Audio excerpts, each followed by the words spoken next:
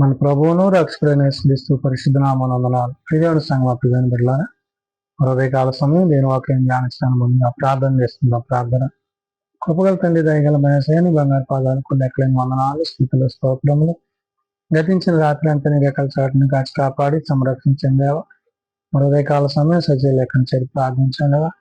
వాక్యమైన దేవుడు వాక్యం ద్వారా నాతో మాత్రం మాట్లాడి మీరే మహిమ గంట ప్రభావాన్ని పొందమని యేసునామమున అడుగుతున్నాం తండ్రి. ఆమె దేవుని సంఘం ప్రియమైన నేడుదమ్మకి ఏర్పాటు చేయండి. దీని ఒక భాగము యాకోబు రాసిన పత్రిక 1వ అధ్యాయము 5 నుంచి 11 వచనాలు ధ్యానం చేసుకున్నాం.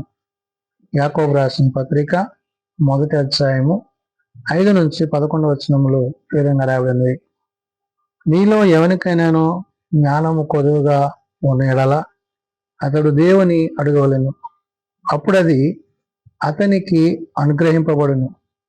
ఆయన ఎవనిని గద్దింపక అందరికీ ధారాళముగా దయచేయవాడు. భక్తుడైన యాకోబు చెదరిపోయిన 12 గోత్రాల వారికి శుభమని చెప్పి పలుకుతూ, మరి దేవుని జ్ఞానము చేత, దేవుని బలము చేత, దేవుని శక్తి చేత, దేవుని చేత అనుగ్రహింపబడేది అనే మాటని ఇక్కడ భక్తుడు యాకోబు గుర్తు చేశాడు. అంటే సర్వ సంపదలు ఆయన యందు గుప్తమైనవి కాబట్టి మనకు కావలసిన జ్ఞానాన్ని, ఆ జ్ఞానము పొందాలి అంటే దాన్ని దేవుని యొద్దే మనము అడగాలి అనే విషయాన్ని యాకోబు గుర్తు చేశాడు. అందుకని అంటున్నాడు, మీలో ఎవరికైనాను జ్ఞానము కొదువుగా ఉన్న ఎడలా అతడు దేవుని అడగవలను అంటాడు. ఆ కొదువ, ఆ లోటు దేవుడే మనకి సరిచేసేవాడు.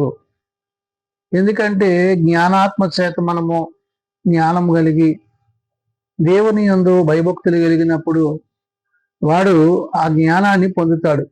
అంటే ఏ వాక్యం అయితే మనలను, మన యొక్క విశ్వాసతను నిలిపి స్థిరపరిచిందో ఆ వాక్యము శరీరధారి అయిన క్రీస్తుని బట్టి అది పరసంబంధమైన జ్ఞానముతో కూడిన విషయాన్ని యాకోబు గుర్తు చేశాడు. కాబట్టి ఇక్కడ మీలో ఎవరికైనా జ్ఞానము కొదువుగా ఉన్న ఎడల అతడు దేవునిని అడగవలెను అంటున్నాడు. అంటే ఈ జ్ఞానము దేవుని నుండి మానవునికి అది అనుగ్రహింపబడేది కాబట్టి దానిని అడిగే విషయంలో అప్పుడు అది అతనికి అనుగ్రహింపబడును అంటాడు. దేవుణ్ణి అడిగినప్పుడు దేవుడు నీకు ఆ జ్ఞానాన్ని ఇస్తాడు. అంటే నువ్వు అడిగి పొందుకోవాలి. అడిగి పొందుకున్న ఈ జ్ఞానాన్ని నీవు కలిగినప్పుడు ఆ జ్ఞానము నిన్ను విశ్వాసంలోనికి నడిపించిన విషయాన్ని యాకోబు గుర్తు చేస్తున్నాడు. అందుకనే ఇక్కడ అప్పుడది అతనికి అనుగ్రహింపబడును, ఆయన ఎవనిని గద్దింపక అందరికీ ధారాళముగా దయచేయనంటున్నాడు. అంటే ఎవరిని గద్దింపక అంటే దేవుడు దయచేసే విధానము, దేవుడు దయచేసే పద్ధతి అది జ్ఞాన సంబంధమైనదిగా, జ్ఞానయుక్తమైనదిగా, దేవుని నుండి మనకి అనుగ్రహింపబడేదనే విషయాన్ని యాకోబు గుర్తు చేశాడు. అంటే ఈ యాకోబు ద్వారా ఏదైతే దేవుడు మనకి ఈ పత్రిక ద్వారా తెలియజేస్తున్నాడో ఇది జ్ఞాన సంబంధమైనది గాను, జ్ఞానాత్మ కలిగినది గాను, దేవుని యొక్క జ్ఞానము మనలను నడిపించేదనే విషయాన్ని భక్తుడు గుర్తు చేస్తాడు. అందుకనే ఆయన ఎవనిని గద్దింపక అందరికీ ధారాళముగా దయచేయవాడు అంటున్నాడు. అందరికీ అంటే నీవు దేవుని అడిగి దేవుని ద్వారా దానిని పొందుకోవాలి.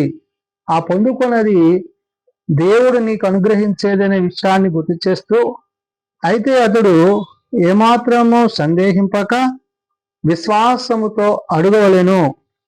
సందేహించువాడు గాలి చేత రేపబడి ఎగిరిపడు సముద్ర తరంగమును పోలిండును అంటాడు. అంటే నీవు దేనినైతే పొందుకుంటున్నావో ఆ పొందుకునేది దేవుని ద్వారా నీకు కలిగి ఉన్నది, విశ్వాసమును బట్టి అది కలిగి ఉండాలి. అందుకనే ఇక్కడ అయితే ఏమాత్రమును సందేహింపక అంటాడు. అంటే నువ్వు అనుమానించి సందేహించినప్పుడు నీవేమవుతావంటే ఆ జ్ఞానాన్ని పొందలేవు.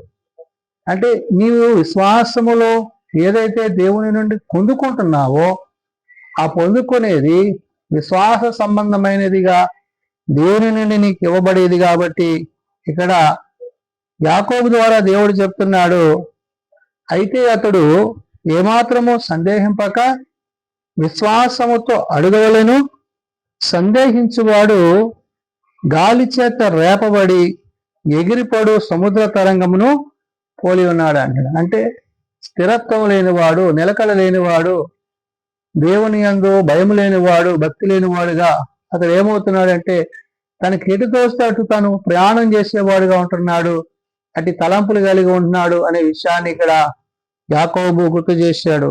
అందుకనే అంటున్నాడు, అట్టి మనుష్యుడు విమనస్కుడై తన సమస్త మార్గముల యందు అస్థిరుడు గనుక ప్రభువు అతని తన ప్రభువు వలన తనకి ఏమైనా దొరుకునని తలంచుకోన రాదు అన్నాడు. అంటే దేవుని బట్టి, దేవుని జ్ఞానాన్ని బట్టి మనం ఏమవ్వాలంటే సరిచేయబడాలి తప్ప అది ఏదో లాభకరంగా, ఉపయోగకరంగా, అదేదో మన జీవితాలకు మరి ఇతరమైనదిగా ఉండకూడదనే విషయాన్ని యాకోబు గుర్తు చేశాడు. అందుకని అంటున్నాడు ఇక్కడ, అయితే అతడు ఏమాత్రమును సందేహింపక విశ్వాసంతో అడగాలన్నాడు. సందేహించువాడు గాలి చేత రేపబడి ఎగిరిపడు సముద్ర తరంగాను పోలి ఉండును అంటాడు. కాబట్టి అతడు సందేహించాడంటే గనక అది అతడు పొందలేడు. ఆ సందేహం అతను ఏం చేస్తుంటే విశ్వాసం నుండి పక్కకి నడిపించేసేదే ఉంది. కాబట్టి అట్టి మనుష్యుడు ద్విమనస్కులే అంటాడు. అంటే రెండు మనస్సులు, రెండు ఆలోచనలు. అంటే ఇటు లోకంతో పాపంతో ఉంటున్నాడు, ఓ పక్కేమో దేవుడితో ఉంటున్నాడు. అంటే తాను ప్రయాణము స్థిరమైనది కాదనే విషయాన్ని యాకోబు గుర్తు చేస్తూ, తన సమస్త మార్గముల యందు అస్థిరుడు గనుక ప్రభువు వలన తనకేమైనా దొరుకునని తలంచుకొని రాదు అన్నాడు. అస్థిరుడు అంటే స్థిరత్వం లేనివాడు, హృదయమందును ప్రవర్తన యందును తాను ఎలా పడితే అలాగా తన జీవన విధానాన్ని కొనసాగించేవాడు అన్నాడనే విషయాన్ని యాకోబు గుర్తు చేస్తూ, దీనుడైన సహోదరుడు తనకు కలిగిన ఉన్నత దశ యందు అతిశయింపవలను అన్నాడు. తన దీనస్థితిని, తనకి ఏదైతే కుదురైనదో, ఏదైతే అవసరమైనదో దాని విషయంలో దేవుణ్ణి అడిగి పొందుకోవాలి. అది పొందుకొని దేవుని నుండి కలిగిన దానితో అతడు జీవించాలి. కాబట్టి ఈ దీనత్వము అనేది తన యొక్క స్థితిగతిని సరిచేసేదిగా, అతని దేవుని యందుకు నడిపించేదిగా, అతని ప్రవర్తనను అది ముందుకు తీసుకెళ్లేదై ఉన్నది. కాబట్టి ఇక్కడ అంటున్నాడు ఏమని, దీనుడై సహోదరుడు తనకు కలిగిన ఉన్నత దశ యందు అతిశయింపవలను అంటాడు. అంటే తాను ఉన్నదానిని బట్టి, తను కలిగి ఉన్న దాన్ని బట్టి మరి తాను దేవుని యందు ఎటువంటి విశ్వాసాన్ని, జ్ఞానాన్ని కలిగి ఉన్నాడో గుర్తు చేస్తున్నాడు.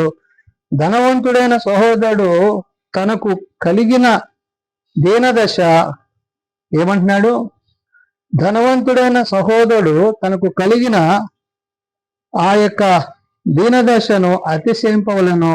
ధనవంతుడైన సహోదరుడు అంటే ఇక్కడ ధనమును బట్టి, లోకమును బట్టి, ఆలోచనలు బట్టి, తలంపులను బట్టి ఈ ప్రవర్తన విధానము మార్చబడుతున్న విధానాన్ని ఇక్కడ యాకోబు గుర్తు చేశాడు. అందుకని అంటున్నాడు, దీనుడైన సహోదరుడు తనకు కలిగిన ఉన్నత దశ యందు అతిశయింపవలన. అంటే తనకున్నత దశ అంటే దేవుడు ఏ స్థితిలో తను ఉంచాడో ఆ స్థితిని అందుగతడు అనుభవించువాడు.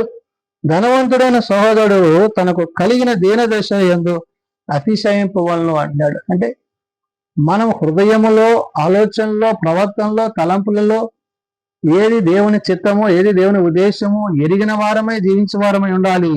కాబట్టి ఏలయనగా ఇతడు గడ్డి పువ్వు వలె గడ్డి తిన పోవును, సూర్యుడు ఉదయించి వడగాలి కొట్టి గడ్డిని మార్చివేయగా దాని పువ్వును రాలును, దాని స్వరూపము సౌందర్యము నశించును. అలాగే ధనవంతుడు తన ప్రయత్నములలో వాడిపోవును అంటున్నాడు. అంటే తనకున్న ధనాన్ని బట్టి అతిశయించేవాడు, అది ఒకవేళ ఆ ధనం అతను కోల్పోతే గడ్డి పువ్వు ఎలాగైతే ఈ సాయంత్రానికి మాడి మసైపోయి మరి ఎందుకు ఉపయోగం లేదుగా ఉంటుందో అలా అయిపోతుంది. కాబట్టి అట్టి స్థితి అంటే ఇక్కడ ప్రత్యేకించి యాకోబు చెప్తున్న మాట ఏంటంటే, నీ స్థితిని, నీ ఆలోచనను, నీ జ్ఞానాన్ని దేవుడు నీకు అనుగ్రహించిన దాన్ని బట్టి నీ ఎట్టి రీతిగా జీవించాలో గుర్తు చేశాడు.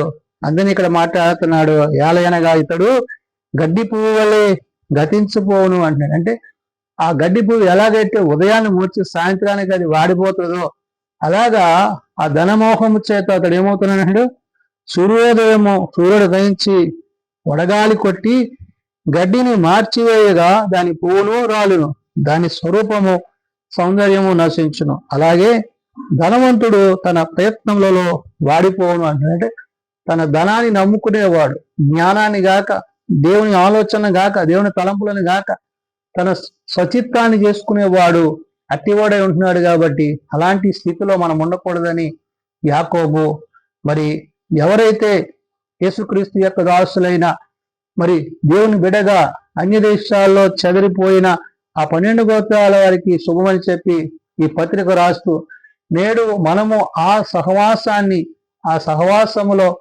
మనము దేవుని యందు జ్ఞానము కలిగి బలము కలిగి దేవుడు మనకి ఇచ్చిన దాంట్లో మనం తృప్తి చెందొచ్చు, ఆయన సన్నిధిలో నిలిచి ఉండాలని భక్తుడైన యాకోబు తన పత్రిక ద్వారా తెలియజేసిన మాటలు. ప్రార్థన చేసుకుందాం. మమ్మల్ని మిక్కిలిగా ప్రేమించిన మా తండ్రి, కృప కలిగిన దేవ, అవును నాయన, జ్ఞానము కొద్దుగా ఉన్నవాడు నీ యొద్దకు రావాలనని, నేను అడగవాలనని, నీ ద్వారా పొందవాలనని నీవు సెలవిచ్చున్నావు. అవును, నువ్వు జ్ఞానాధారివి, జ్ఞానమిచ్చేవాడవు. బుద్ధి జ్ఞానములు సర్వ సంపదలు నీ యందు గుప్తమైనవి. కాబట్టి నాయన, మానవులమైన మేము ఏది నీ యందు కలిగి ఉండాలో, ఏది నీ యందు పొందుకోవాలో దాని యందు నిలిచి జీవించి నీతో సదాకాలము జీవించే స్థితి మాకు దయచేయండి అయ్యా.